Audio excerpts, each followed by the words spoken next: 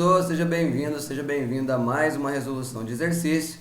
E essa diz o seguinte: seja uma equação aqui de grau 8, onde eu tenho um coeficiente que é k, que pertence aos inteiros, isso é importante, tá? Então, o fato de k ser inteiro vai nos ajudar a resolver essa questão. Se beta é uma raiz racional da equação, então o conjunto de possíveis valores de beta é... Ora, quando a gente tem todos os coeficientes inteiros numa equação polinomial, a gente sabe que a gente pode investigar sobre as possíveis raízes racionais. Não que elas existam de fato, mas se existirem, elas seriam do tipo P sobre Q, onde esse P é um divisor do coeficiente independente, do termo independente, que aqui no caso é 4, e Q é um divisor do coeficiente dominante, que aqui no caso é 2.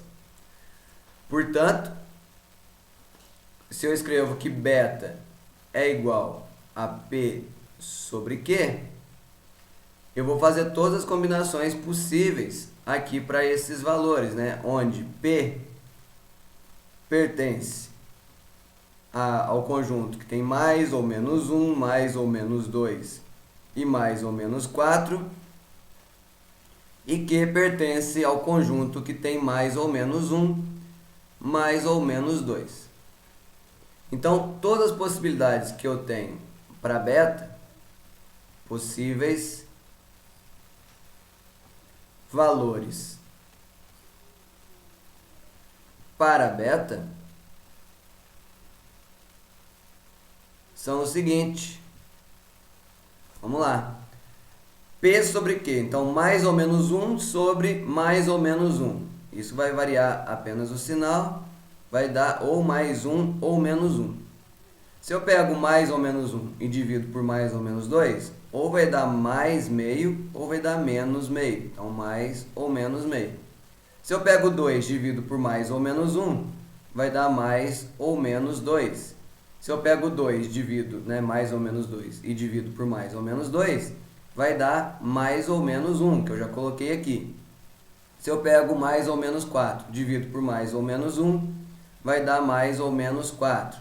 Se eu pego mais ou menos 4, divido por mais ou menos 2, eu vou encontrar mais ou menos 2, que eu já tenho aqui. Então, os possíveis valores para beta seriam esses 8 valores aqui. 1, meio, 2, 4, menos 1, menos meio, menos 2, menos 4. Acontece que, sinceramente, eu até marcaria essa alternativa se ela tivesse aí nas opções. Porém, essa alternativa não está completamente correta. Por quê? Porque o exercício disse desde o início que esse K ele é inteiro. Isso é necessário para que eu possa utilizar essa propriedade das raízes racionais, serem do tipo P sobre Q, onde P divide a 0 e Q divide a N, que foi a propriedade que a gente estudou. Porém, para algum desses valores possíveis, se eu substituo aqui no lugar de x, o K pode não ser inteiro, porque eu vou ter uma equação em função de K.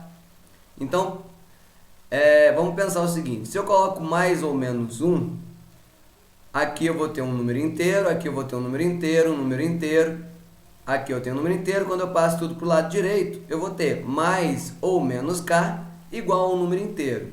Então, aqui está tudo bem, certo? Se eu pego mais ou menos 2, o que acontece? Eu vou ter aqui ou mais 2k ou menos 2k.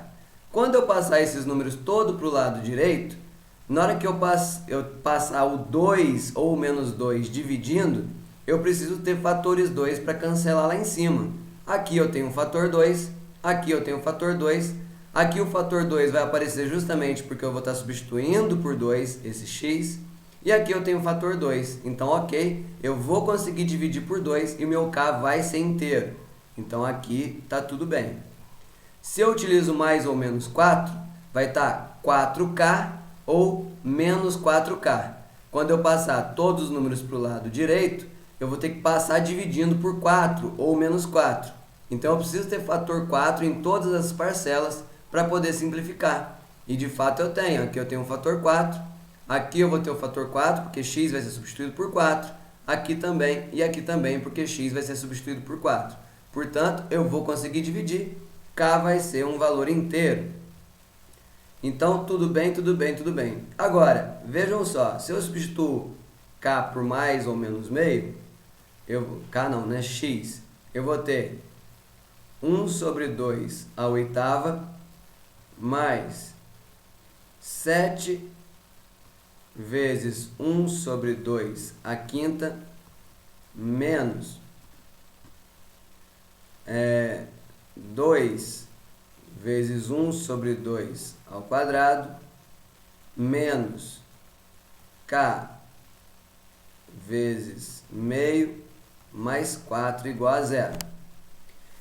Reparem que se eu tirar um mínimo múltiplo comum aqui, eu teria 2 à oitava aqui embaixo, certo? Aliás, vamos fazer isso, vamos fazer essa conta. Deixa eu apagar tudo isso aqui. Deixa eu tirar isso aqui, deixa eu tirar isso aqui para liberar um pouco de espaço. Vamos trazer isso daqui para cima. E vamos fazer essa continha aqui. Beleza? Então vejam só. Eu vou simplificar para ficar mais fácil. Aqui eu posso simplificar, vai dar 2 elevado a sétima. Aqui eu tenho 2. Beleza. Vou colocar tudo no mesmo denominador para a gente ver o que acontece. Aliás, vou colocar só o K aqui não. Eu vou deixar do outro lado o K sobre 2 aqui. Né? Esse menos K sobre 2 passou para o outro lado. Aqui eu teria 2 elevado a sétima. E aí eu tenho 1 mais 2 à quinta. Preciso de um 2 ao quadrado. Então vai ser 2, 7 vezes 4, né, que é 2 ao quadrado. Já vou colocar 28. Só para a gente poder fazer as contas. 28, 7 vezes 4.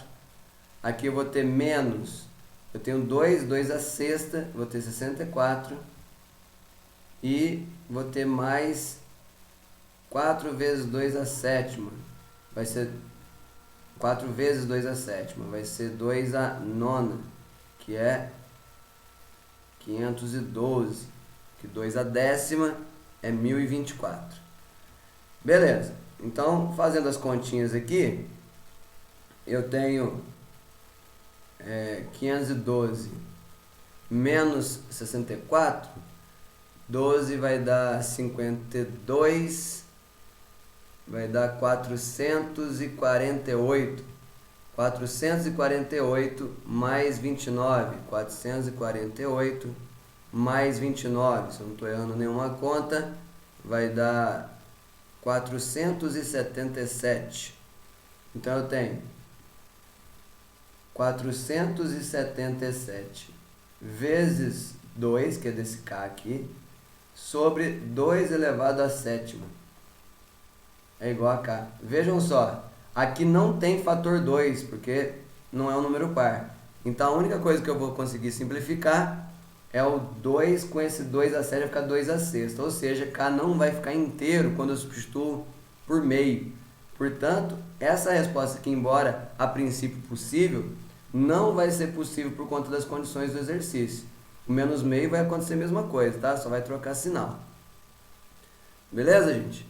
Então é isso. Espero que tenha ficado claro. As respostas possíveis para beta, né, são os valores possíveis de beta, mais ou menos 1, mais ou menos 2 ou mais ou menos 4. Espero que tenha ficado claro e até a próxima.